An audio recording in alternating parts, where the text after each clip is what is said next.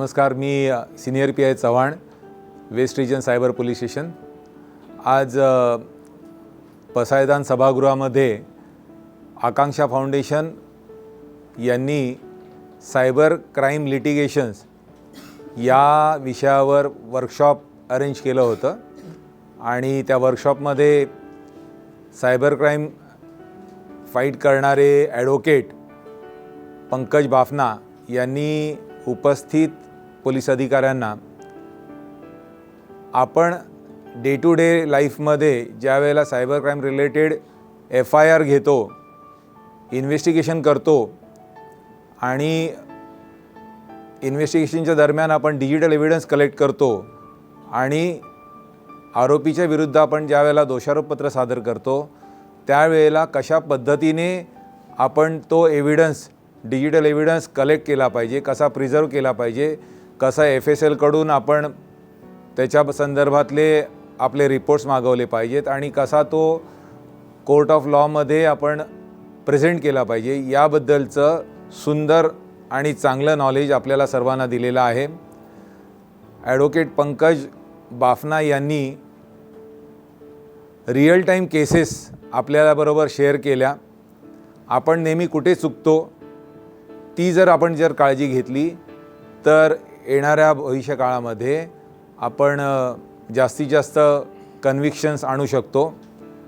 जर आपण कन्व्हिक्शन्स जास्तीत जास्त आणले तरच सायबर क्राईम कमी होईल, तो डिटरन्स इफेक्ट जो आहे तो गुन्हेगारापर्यंत पोहोचेल।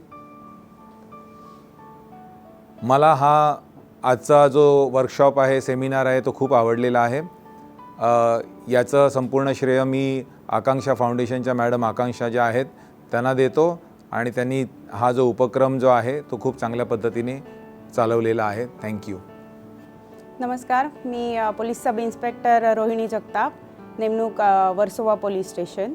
आज आकांक्षा फाउंडेशन आणि ॲडव्होकेट बाफना सर यांनी जे काही सायबर रिलेटेड ट्रेनिंग सेशन जे काही अरेंज केलेलं आहे ते सर्वांसाठीच खरंच खूप उपयोगाचं आहे।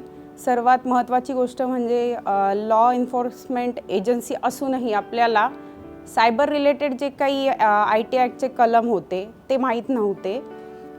त्यावेळी आपण बऱ्यापैकी सर्वजण सायलेंटच होतो। तर ते जे काही कलम आपल्याला इन्फॉर्मेशन मिळाली आहे ती खरंच खूप महत्त्वाची होती आणि इथून पुढे जे काही सेशन आकांक्षा फाउंडेशनतर्फे अरेंज केले जातील ते आपण सर्व व्यवस्थितपणे ऐकून इम्प्लिमेंट करू अशी अपेक्षा आहे। थँक्यू।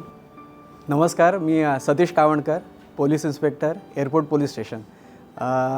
सर्वप्रथम मी आकांक्षा फाउंडेशनचं खूप मनापासून धन्यवाद सांगेन आणि सायबर सर जे आहेत सिनियर सर, तर त्यांचं पण मनापासून मी थँक्यू म्हणेन आणि स्पेशली मी थँक्स म्हणेन बाफना सरांना की आमचे जे काही कोर्टामध्ये जे आम्ही ज्या चुका करतो त्या किंवा काही लॅकुनाज राहतात इन्व्हेस्टिगेशनमध्ये, प्रॅक्टिकल काम करताना सदैव काही ना काहीतरी राहत असतं, तर ते कमीत कमी कसं करता येईल, रॅदर ते कसं टाळता येईल।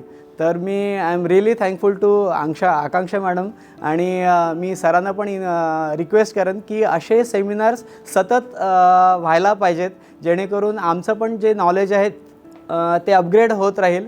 आणि थँक्यू सो मच आकांक्षा मॅडम, थँक्यू सो मच।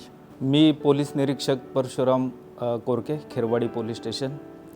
आज पसायदान हॉल BKC या ठिकाणी आकांक्षा फाउंडेशननी जे सायबर क्राईमच्या संदर्भात सेमिनार आयोजित केलं आणि त्यामध्ये ॲडव्होकेट श्री पंकज बाफना सर यांनी आम्हाला चांगलं मार्गदर्शन केलं।